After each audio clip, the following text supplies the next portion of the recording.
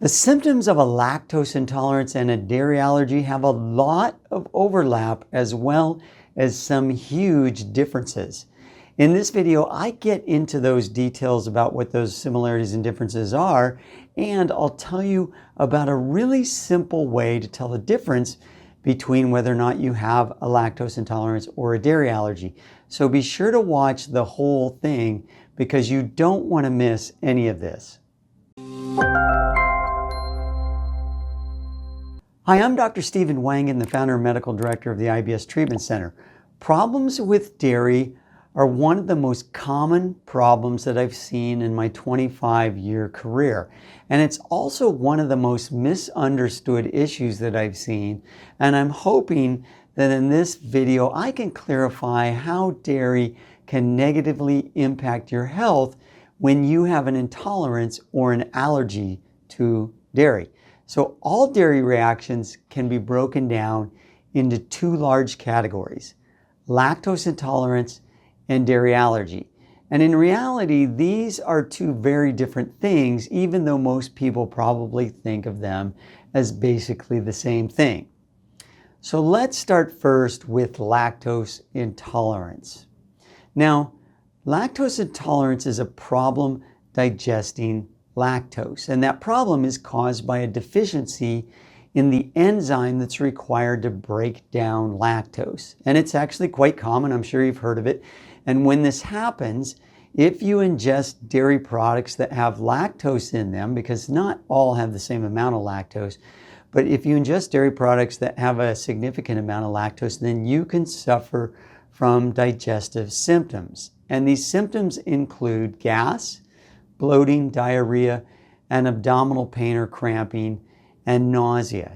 This is where I think it gets really interesting, because a lactose intolerance does not cause any other non-digestive symptoms.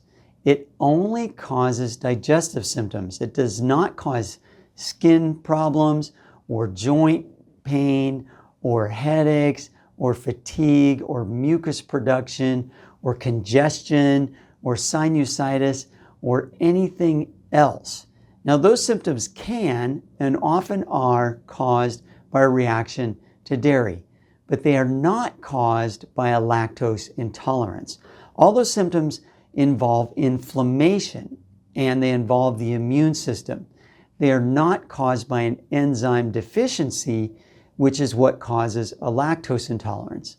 Now, in order for those other symptoms to occur, the immune system must be triggered, right? That's a different issue than having an enzyme deficiency. An enzyme deficiency has nothing to do with the immune system. But in these other symptoms, these other problems, the immune system must be triggered, and that only happens with a dairy allergy. So when someone has a dairy allergy, their immune system reacts to something in dairy, and it's most likely one or more of the many proteins that are in dairy. So this is not a problem breaking down something like lactose.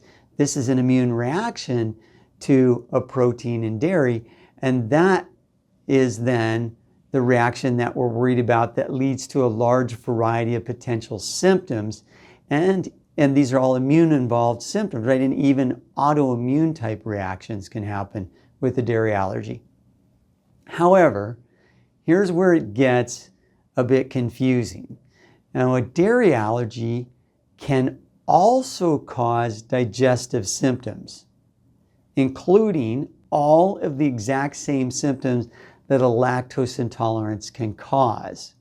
So digestive symptoms alone do not help you to determine whether or not you have a lactose intolerance or a dairy allergy.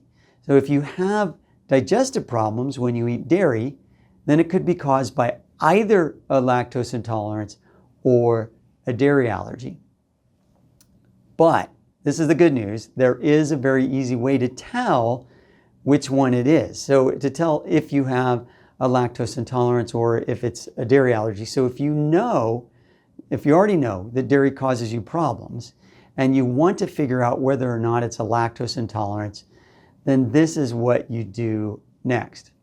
So go to the store, buy some lactose-free milk, right? They sell they sell milk that's lactose free because they've actually removed the lactose from it, or they've added an enzyme that's removed the lactose from it.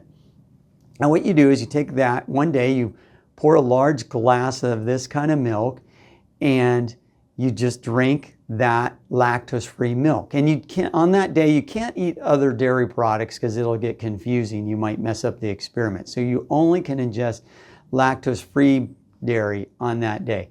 And if you don't have any symptoms when you do that, when you're drinking the lactose-free milk, but you do have symptoms on other days when you drink regular milk, then you have a lactose intolerance because you just run an experiment that's going to help you determine that. However, if you do still have symptoms when you drink lactose-free milk, or in the hours or day or so after that, because it can be a little delayed, then you have a dairy allergy. And it's possible, remember, keep this in mind, to have both. So you could have both a lactose intolerance and a dairy allergy, but it doesn't really matter at this point if you figured out that you have a dairy allergy, because if you have that, then you're going to want to avoid dairy products anyway, which means that you'll also be avoiding lactose. So you've solved your problem in that case either way, right? You're avoiding both lactose and dairy products.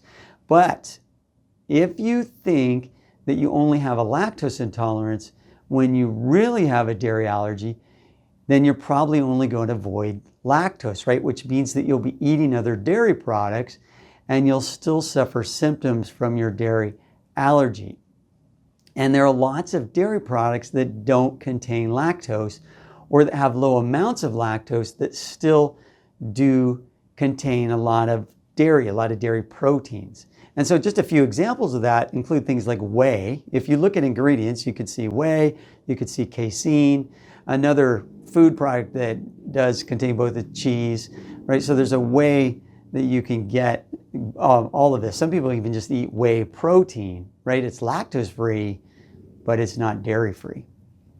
So if you eat those things, then you'll still have symptoms if you have a dairy allergy. Now, if all this was kind of confusing, that's understandable. Don't hesitate to watch this again. There is no shame in that. And there's a lot of detail in here that you want to get right so that you can figure this out. All right, I hope that this helps you to understand the difference between the symptoms that are caused by a lactose intolerance and the symptoms of a dairy allergy. And I'm sure that it also leads to a lot of questions, so please ask them in the comment section below.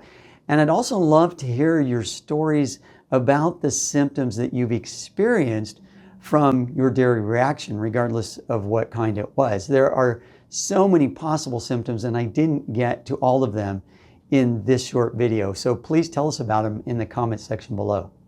This video was sponsored by the IBS Treatment Center, where we work with people around the world via telemedicine to help them sort out exactly the kinds of issues that I've talked about in this video, whether it's with dairy or a whole lot of other foods. Thank you for watching. If you found this video helpful, please give it a thumbs up and subscribe to my channel for more valuable insight into your health. And remember, take good care of your body. It's the only place that you have to live. Thank you for watching. We create informative videos like this weekly. So if you enjoyed it, please help our channel by sharing a screenshot or the link to the video on Facebook or Instagram or your favorite social media. And be sure to tag me wherever you post and let me know what you liked about the video and what topics you'd like me to discuss in the future. If you visit our website at ibstreatmentcenter.com, we're currently offering a free ebook on how to beat IBS, so be sure to check that out. It's time to take control of your digestive problems and get your life back. I'd also appreciate it if you could subscribe to our channel here, like this video, and leave a comment or question below. I'll do my best to read and respond to all of them. Thank you, and until next time.